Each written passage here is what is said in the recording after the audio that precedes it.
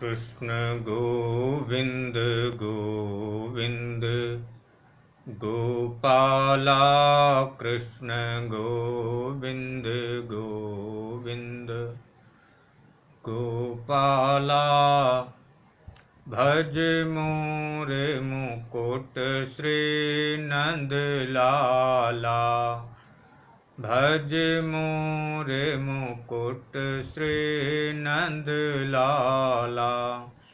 बोलिए आनंद कंस श्री कृष्ण चंद्र भगवान की जय। बोले वृंदावन बिहारी लाल की जय। बोले जमुना पट रानी की जय। बोले राधा रानी की जय। बोले अलवेली सरकार की जय। जय जय श्री राधे जय जय श्री राधे जय जय श्री राधे।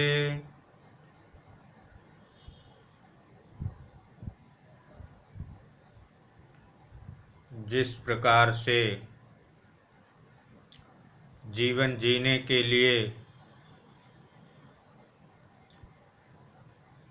नित्य भोजन की आवश्यकता होती है, उसी प्रकार से तापत्रय विनाशाय तीनों तापों को नष्ट करने के लिए श्रीमद् भागवत कथा का श्रवण करने की आवश्यकता होती है, क्योंकि श्रीमद् भागवत के शब्द में ऐसा पावर है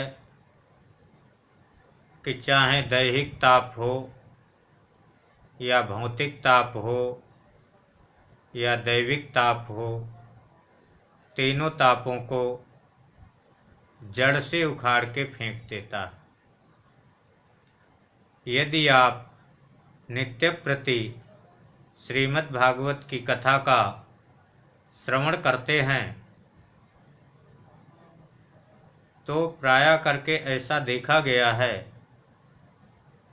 कि उसकी हर प्रकार की आपत्ति, सभी समस्याएं अपने आप धीरे धीरे धीरे धीरे स्वतः मिट जाती हैं, मिटानी नहीं पड़ती। इसलिए कुछ ही देर सही यदि आप वीडियो से सुनते हैं तो कम से कम पूरा वीडियो तो अवश्य सुने। ठीक लगे, अच्छा लगे तो लाइक भी कर दीजिए और कमेंट में राधे राधे जय श्री कृष्ण ये लिख दीजिए।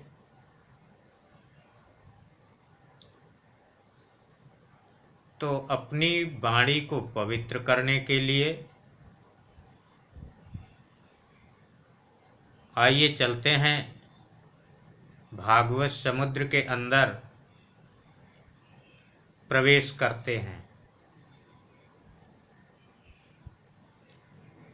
गत दिवस हम लोग श्रवण कर रहे थे कि वृत्तासुर बीच युद्ध में भगवान की स्तुति करने लगा। जब श्री सुखदेव भगवान ने परीक्षित जी को वृत्तासुर का वृत्तांत सुनाया तो परीक्षित जी के मन में ये शंका उत्पन्न हो गई कि इतना भयंकर राक्षस और इतने भयंकर राक्षस होने के बाद बीच युद्ध में वे भी दोनों हाथ कट गए, उसके बाद वे भगवान की स्तुति करने लगा। आखिर ये कौन था? और फिर इधर जब वृत्तासुर को इंद्र ने मार दिया तो ब्रह्म हत्या इंद्र का पीछा कर ली और इंद्र भागे भागे दौड़ते दौड़ते दौड़ते दौड़ते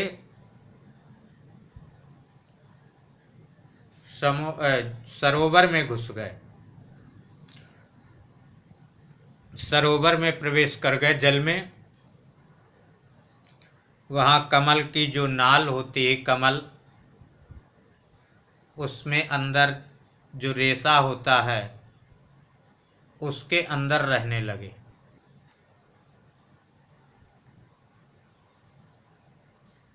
अब तो तीनों लोकों में हाहाकार मच गया।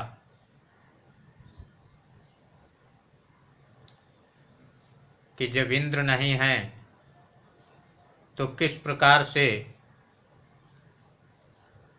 ये संसार रहेगा। स्वर्ग पे तो असुर राक्षस अपना अधिकार जमा लेंगे। उस समय देवता सभी देवगुरु बृहस्पति के पास पहुँचे और उन्होंने बतलाया कि देखो, इस समय पृथ्वी पर सबसे पुण्यशाली राजा नहुस हैं। यदि वे इंद्र का सिंहासन स्वीकार कर लें तो निश्चित रूप से फिर कोई भी राक्षस स्वर्ग पे चढ़ाई नहीं कर सकता। वे बहुत प्रतापी, बहुत वीर, बहुत पराक्रमी राजा हैं। सभी देवता राजा नहुस के पास पहुँचे। राजा नहुस ने कहा कि आप लोग कह रहे हैं तो ठीक है, मैं स्वीकार कर लेता हूँ। और राजा नहुस इंद्र के आसन सिंहासन को स्वीकार कर लिए, देवताओं के राजा बन गए। कहा गया है कि प्रभुता पाई काई मद नाहि, कि प्रभुता पाकर के किसको मद नहीं होता है, किसको अहंकार नहीं होता। आज वही हाल राजा नहुस का भी होने लगा कि वे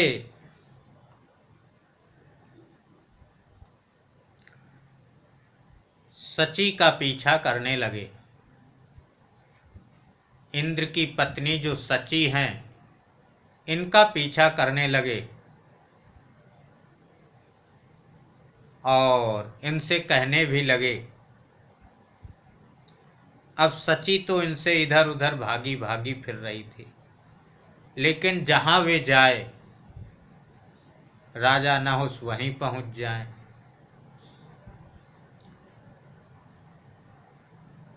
अब वे एक दिन देवगुरु बृहस्पति के पास पहुंची और अपनी संपूर्ण व्यथा देवगुरु बृहस्पति जी को बतलाई। देवगुरु बृहस्पति जी ने कहा कि देखो, ऐसा है कि नहुस से बता दो कि मैं तुम पर प्रसन्न हूँ, लेकिन तुमको क्या है कि मेरे महल तक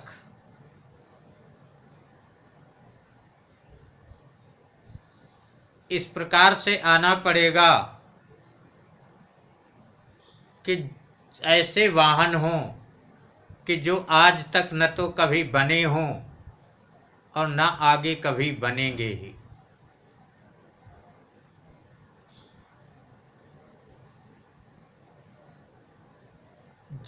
ठीक यही बात सची ने राजा नहुस से कही। नहुस ने कहा कि ठीक है। अब राजा नहुस सोचे किसको वाहन बनाया जाए जो न तो पहले आज तक बने हैं और आगे बनेंगे भी नहीं। तो राजा नहुस ने सप्तर्षियों को अपना वाहन बनाया, स्वतः पालकी में बैठे और सप्तर्षियों को पालकी में जोत दिया। सप्तर्षि पालकी लेकर के चल रहे थे। अब राजा नहुस के अंदर ये था कि मैं कितनी जल्दी पहुंच जाऊं, कितनी जल्दी पहुंच जाऊं, कितनी जल्दी मैं सची से मिल जाऊं। तब वे कहने लगे कि सर्पम चल, सर्पम चल, सर्पम चल, सर्पम चल। संस्कृत में सर्प माने जल्दी भी होता है। तो जल्दी चलो, जल्दी चलो, जल्दी चलो। और सप्तर्षि तो सप्तर्षि ठहरे।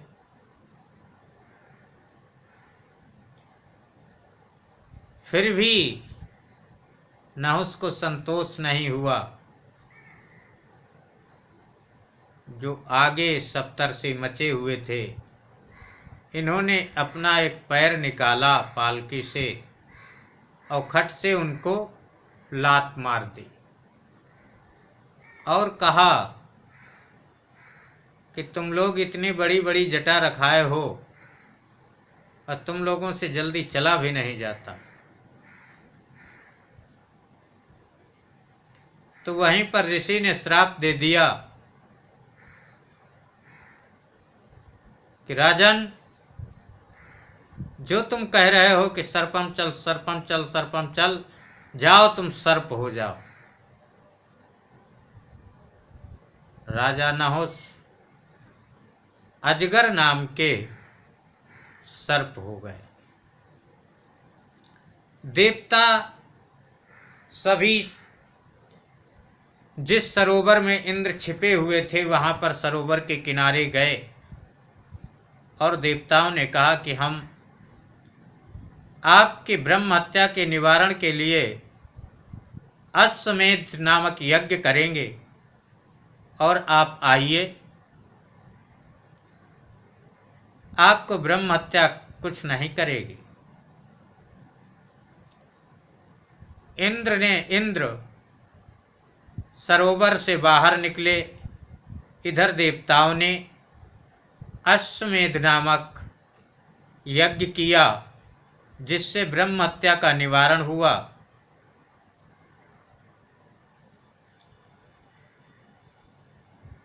अब श्री सुखदेव जी ये बतला रहे हैं कि ये वृत्तासुर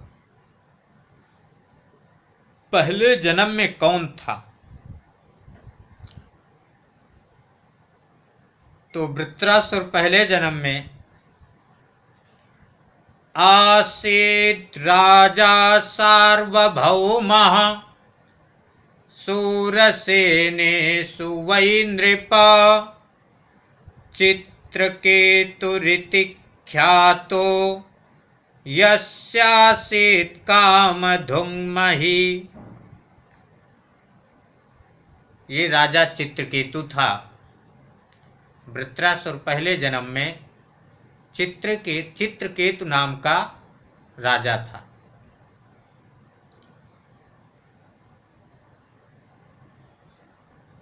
सार्वभौम संपूर्ण पृथ्वी का राजा था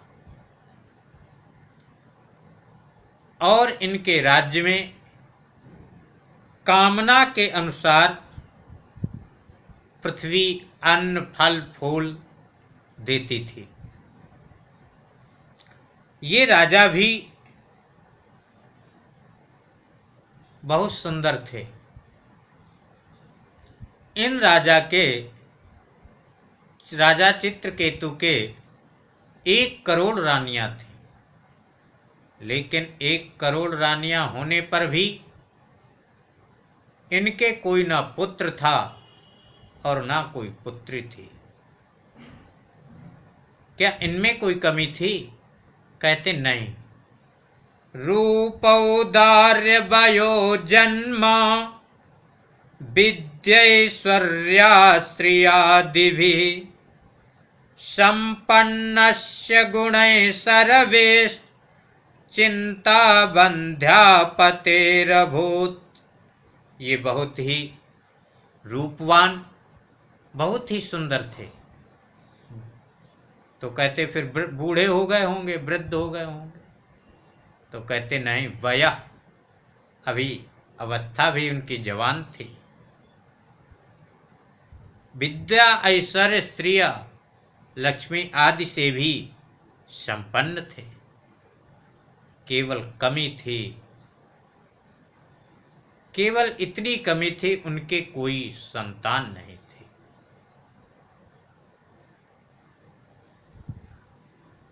जिस प्रकार से कि राजा दशरथ एक बार भूपति मन माही, भई गलानि मोरे सुत नाही। एक बार राजा दशरथ के मन में ग्लानि हुई कि वो सब कुछ तो है, लेकिन मेरे कोई संतान नहीं है।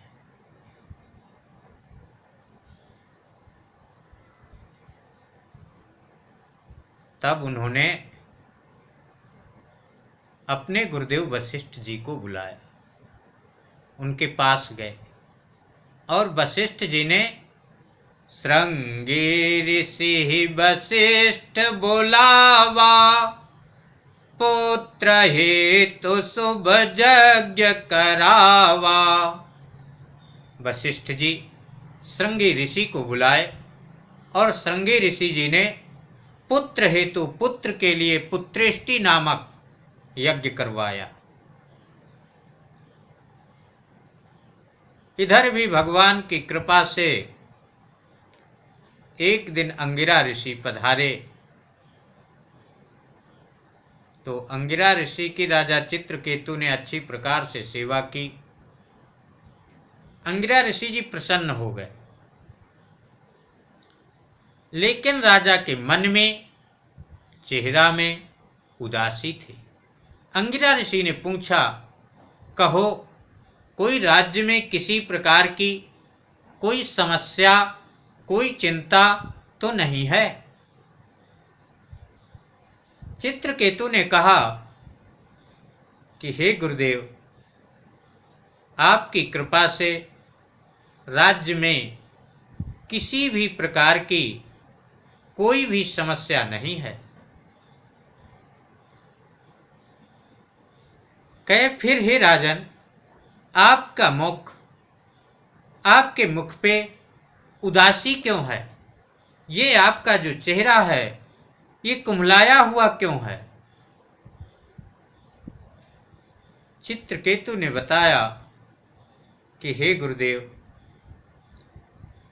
1 करोड़ रानी होने पर भी मेरे कोई संतान नहीं है, ना कोई पुत्र है और ना कोई पुत्री है। इसलिए कृपा कीजिए, आप कृपा कीजिए ताकि संतान हो। अंगिरा ऋषि जी ने चरु का निर्माण किया और चित्रकेतु की जो बड़ी रानी है कृतद्युति, कृतद्युति को वे चरु खिलाए और नियम बतला दिए कि सत्य बोलना, झूठ नहीं बोलना इत्यादि।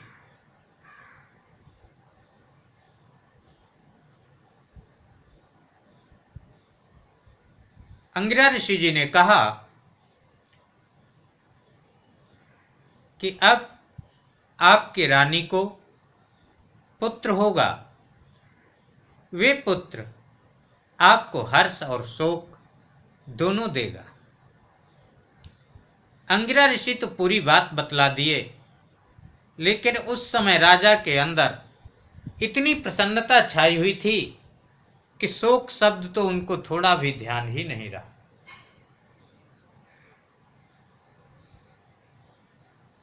ऐसे बतला करके अंगिरा ऋषि तो वहां से प्रस्थान कर गए और ठीक कुछ दिनों के बाद राजा चित्रकेतु के यहाँ पुत्र ने जन्म लिया। जैसे ही पुत्र ने जन्म लिया और राजा चित्रकेतु ने सुना कि बच्चे ने जन्म दिया है, तो जिस प्रकार से राजा दशरथ कि दशरथ पुत्र जन्म सुनि काना, मानहु ब्रह्मानंद समाना। दशरथ जी ने जैसे ही सुना कि पुत्र ने जन्म लिया है, यह बात सुनते ही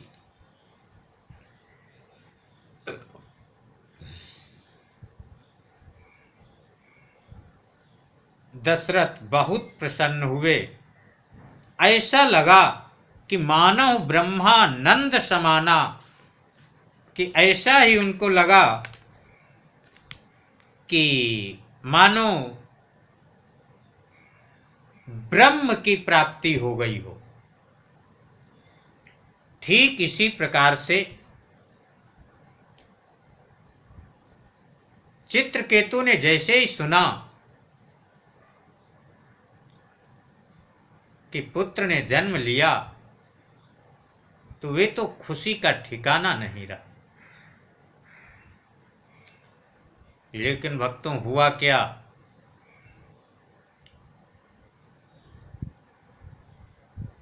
राजा चित्रकेतु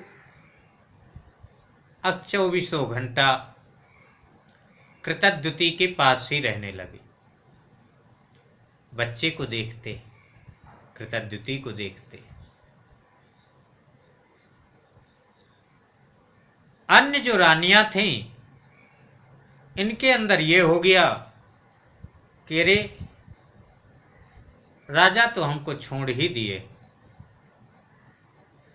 क्योंकि अब तो राजा साहब खाते पीते उठते बैठते चलते फिरते हर समय बड़ी रानी के ही साथ रहते हैं, हम लोगों से कोई मतलब नहीं। उन्होंने विचार किया किस कारण से, किस बच्चे के कारण से। एक दिन क्या हुआ कि बच्चा अकेले में था।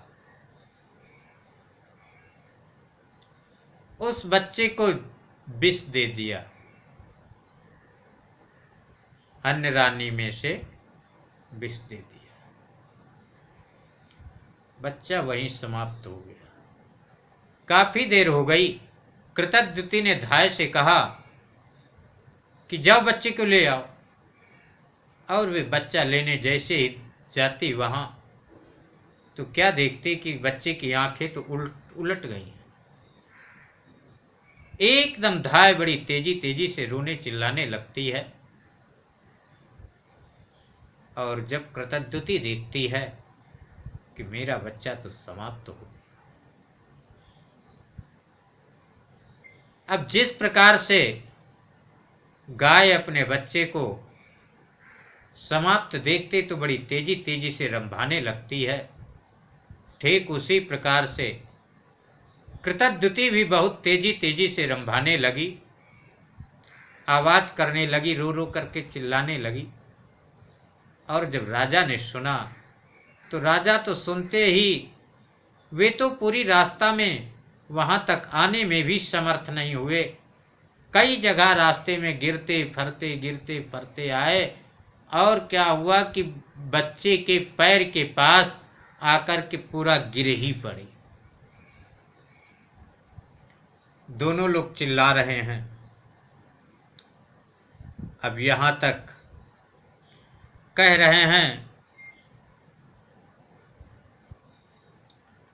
उत्तिष्ठता तत इमे शिशवो वयस्यास् त्वामाह्वयन्ति नृपनन्दन संविहर्तुं सुप्तश्चिरं ह्यसनया च भवान् परीतो भुङ्क्ष्वस्तनं पिब शुचो हरनः स्वकानाम्। हे तात, उत्तिष्ठ, उठो। ये देखो, तुम्हारी समान अवस्था वाले बच्चे तुमको बुला रहे हैं, इसलिए तुम जल्दी से उठ जाओ। तुमको ये बच्चे खेलने के लिए, तुम्हारे साथी खेलने के लिए बुला रहे हैं। अब तो तुमको सोते सोते बहुत देर हो गई। देखो,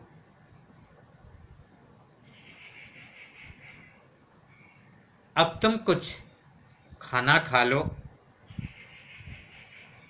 यदि तुम्हारी इच्छा खाना खाने की नहीं है तो मेरा दूध पी लो, लेकिन उठो और हम सभी के शोक को दूर करो।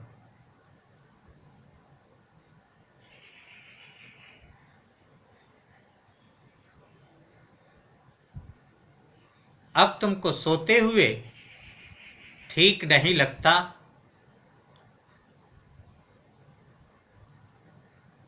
अपने सुंदर मुख कमल को थोड़ा मुस्कुराओ। ऐसा लग रहा था कि मानो राजा रानी पुत्र के उसमें पागल जैसे हो गए, सारी बुद्धि खो दी। तो वहीं पर अंगिरा और नारद जी का आगमन होता है। अंगिरा बहुत समझाते हैं, लेकिन उन राजा और रानी को बस समझ में नहीं आता। बस एक ही बात लगी है कि मेरे बच्चे को जिला दो, मेरे बच्चे को जिला दो। अंगिरा ने कहा कि ठीक है, मैं जिला देता हूं और तुम अपने बच्चे से बात कर लो। तुम्हारा बच्चा रहता है तो ठीक है, और नहीं रहता तो फिर इसमें अब क्या किया जाए। कहा हाँ हाँ, जगा दो, जिला दो, मेरा बच्चा मेरे पास जरूर रहेगा। अंगिरा ऋषि ने बच्चे को जिला दिया, और जैसे जिला दिए तब तो राजा और रानी दोनों बेटा बेटा बेटा कहते हुए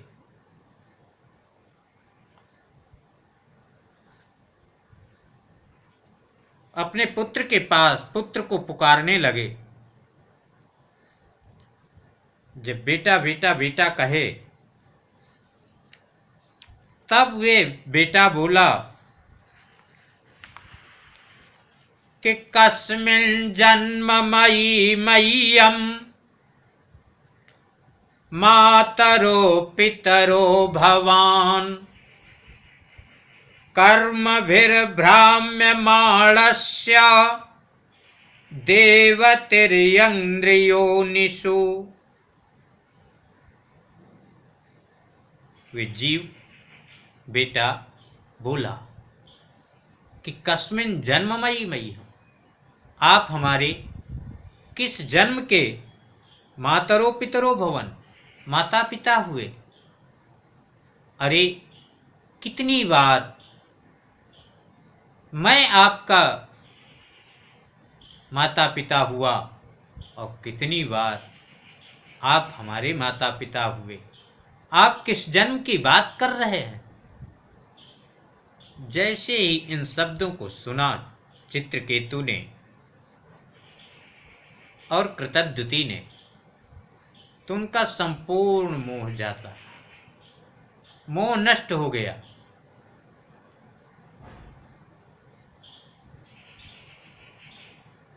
जीव तो फिर चला गया ऐसे बोल करके। अंगिरा ऋषि ने नारद जी ने इनको ब्रह्म विद्या का उपदेश दिया। उस ब्रह्म विद्या से इन्होंने भगवत प्राप्ति की।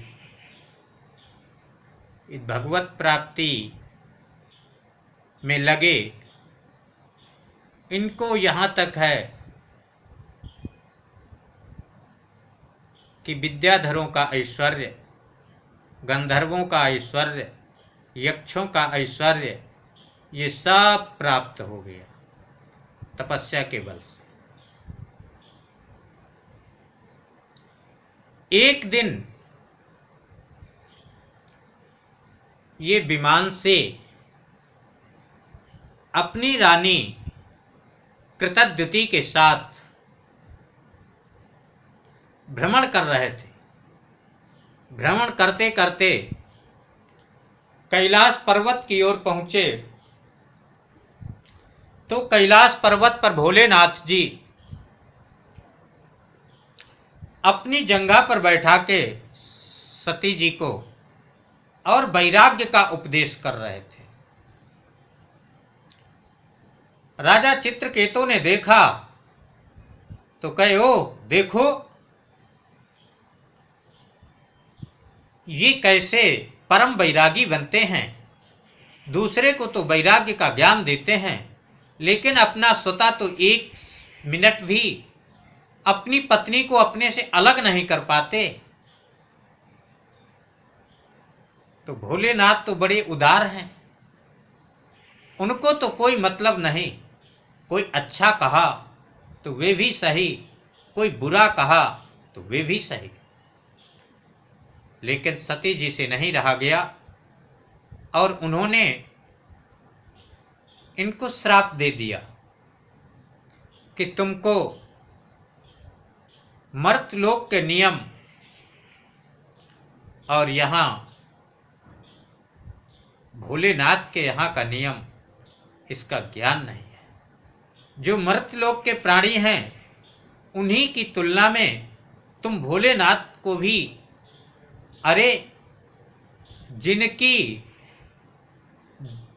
भ्रकुटी विलास सृष्टि लय होई, जिनके भ्रकुटी विलास से ही सृष्टि हो जाती है और लय भी हो जाता है, उनका और तुमने अपना सब एक तुलना कर दी।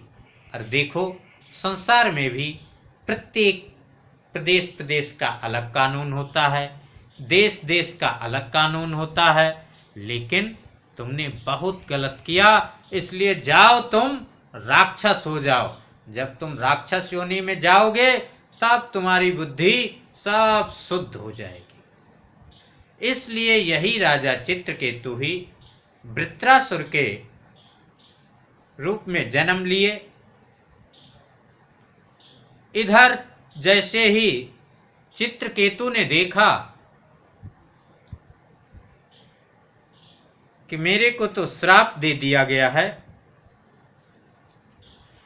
तो उस समय चित्रकेतु अपने दोनों हाथ जोड़ करके और कहने लगे कि प्रतिग्रहणामि ते श्राप मात्मनोऽञ्जलिनाम्बिके, कि हे अंबिके, मैं आपके श्राप को स्वीकार करता हूँ। क्यों स्वीकार करता हूँ?